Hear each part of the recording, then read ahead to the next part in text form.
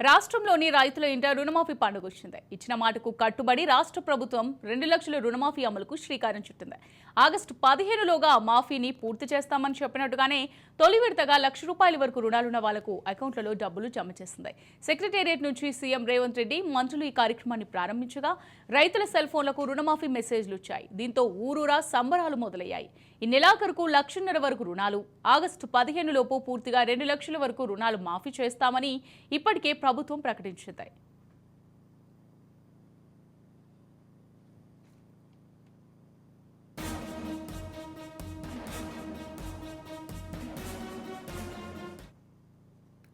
వానాకాలం సీజన్ ప్రారంభంలోనే తమ అకౌంట్లలో రుణమాఫీ నిధులు జమ కావడంతో రైతుల్లో ఆనందం వెల్లువిరిసింది.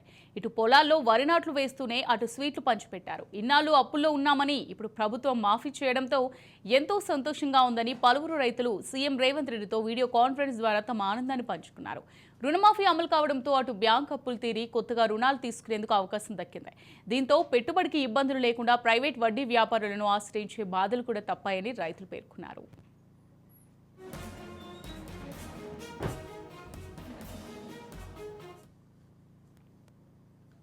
రైతులకు వడ్డీ భారం పడకుండా రాష్ట్ర ప్రభుత్వం పగడ్బందీగా ఏకకాలంలో 2 లక్షల రుణమాఫీని మొదలుపెట్టింది.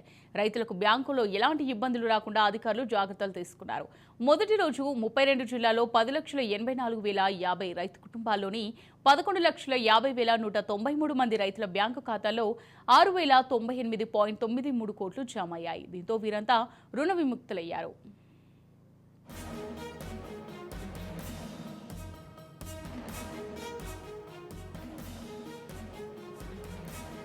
దుబారా ఖర్చులకు చెక్ పెట్టిన రాష్ట్ర సర్కార్ రుణమాఫీ నిధుల కోసం ముందు నుంచే పగడ్బందీ ప్లాన్తో ముందుకెళ్లింది.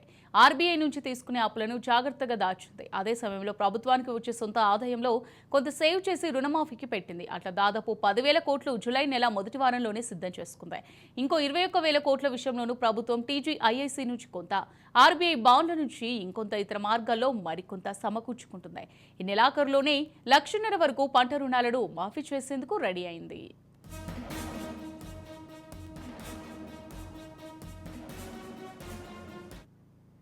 ఇచ్చిన మాట ప్రకారం ఆగస్టు 15 వరకు కాకుండా అంతకంటే ముందే మాఫీ చేయాలని ప్రభుత్వం అనుకుంటుంది. రుణమాఫీ విషయంలో ఆర్బీఐ మాజీ గవర్నర్ రఘురాం రాజన్ సూచనలను కూడా ప్రభుత్వం తీసుకుంది. 2 లక్షల రుణమాఫీపై కాంగ్రెస్ తన ఎన్నికల మేనిఫెస్టోలోనే హామీ ఇచ్చింది.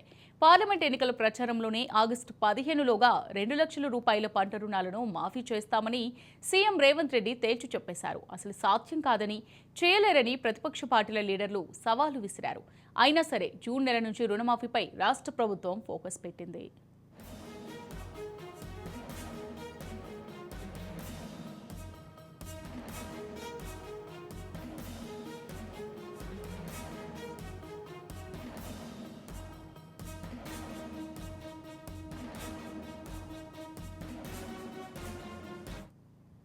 పంట రుణాలు తీసుకున్న రైతుల లెక్కలు తెప్పించుకొని నిధులు సమీకరించుకుంటుంది. కట్ ఆఫ్ తేదీ విషయంలోనూ ఎక్కువ మంది రైతులకు మేలు చేర్గేలా గత ప్రభుత్వం ఎక్కడ ఆపేసిందో అక్కడి నుంచే, అంటే 2018 డిసెంబర్ 12 నుంచే అమలు చేస్తామని ప్రకటించింది. పాస్ పుస్తకాలున్న ప్రతి చిన్న, సన్నకారు రైతులకు రుణమాఫీ లబ్ధి జరుగుతుందని ప్రభుత్వం వెల్లడించింది.